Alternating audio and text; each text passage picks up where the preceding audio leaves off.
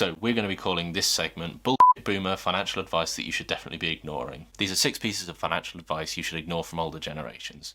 And I'm sure we've all seen this meme of this guy. Oh, that's just such an inane thing to say. Relying solely on saving for wealth. We should caveat this right up front and say, this I don't think is intentional on their part. They're not trying to scupper you. And so because some of the older generations grew up in very different economic circumstances, some of their advice hasn't necessarily shifted. But that's not to say that all the financial advice that they may offer is bad. Always having a budget, always living below your means, that's going to be true for the rest of time. Now, when it comes to saving in order to build wealth, I think this really is kind of an indication of how the economic circumstances that we were both kind of operating under have changed. And you see this kind of quite a lot on YouTube. If you want to be a millionaire, just give up drinking coffee and just seriously, another one of these idiots. In his book, I Will Teach You to Be Rich, Emmett says the key to building wealth is not just saving money, but also investing it wisely. Ignoring investing in the stock market. Historically, there's been a belief that investing in the stock market is risky or is reserved just for experts, but over time the stock market has proven to be a strong source of returns, and neglecting the potential benefits of investing in the stock market can limit your opportunities. So make sure you're educating yourself and consider it as part of a comprehensive financial strategy. Warren Buffett has said the stock market is a device for transferring money from the impatient to the patient. And this is cut from The Intelligent Investor. You look at the plethora of apps that are available and startups that are really making it easier to invest in the stock market than ever before. And it doesn't have to be like some, yeehaw casino where everyone's just sort of, my casino is where you belong. 20 million on red or whatever. There are perfectly sensible ways that you can invest in the stock market, avoiding debt entirely. While excessive debt can obviously be bad for you, not all debt is bad.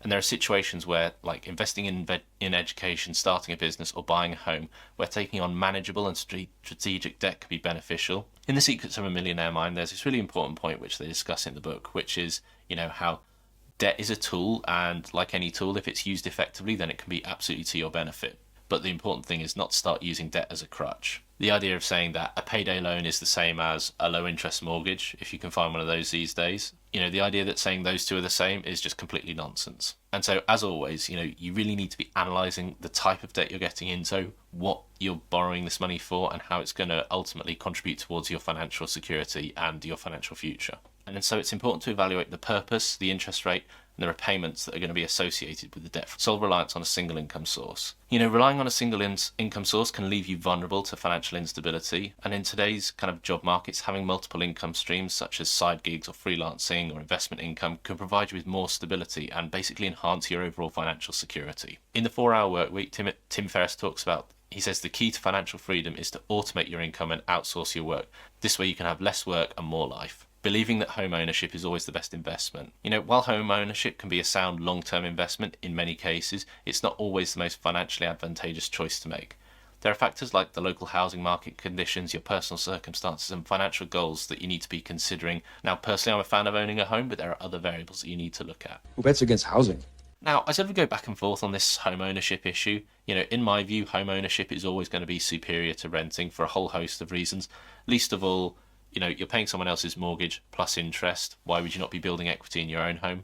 The analysis of home ownership isn't right for you kind of is a bit basic. Really the analysis should be consider the type of home and how much you want to spend on it before you buy it. Buying a big fancy house so you can say you have a big fancy house, or buying on the most expensive road in your town just so you can say you live on the most expensive road in your town is not really a worthwhile strategic investment. The thing about home ownership for me is you have to be more specific with the analysis. I think it's absolutely sound to say that, buying a house that's too big for you, that's too expensive for you, that's in an area that you don't necessarily need to live in is a much more comprehensive way of looking at it. Disregarding the importance of financial education. In the past, financial literacy was not prioritised as much as it should have been. And so in today's kind of complex financial world, understanding personal finance concepts like investing, budgeting, and debt management are really crucial for achieving financial security, and neglecting those can lead to missed opportunities or costly mistakes. And this is the most important one for me, hands down, and this will be true for the rest of time. We'll be flying around in spaceships, and this advice will still hold true. Tony Robbins says financial education is essential for achieving financial security. You have to understand the basics of personal investing, finance, and budgeting. The more you know about it, the more likely you'll be to make sound decisions. In Rich Dad Poor Dad, Robert Kiyosaki says the most important investment you will ever make is investing in your financial education.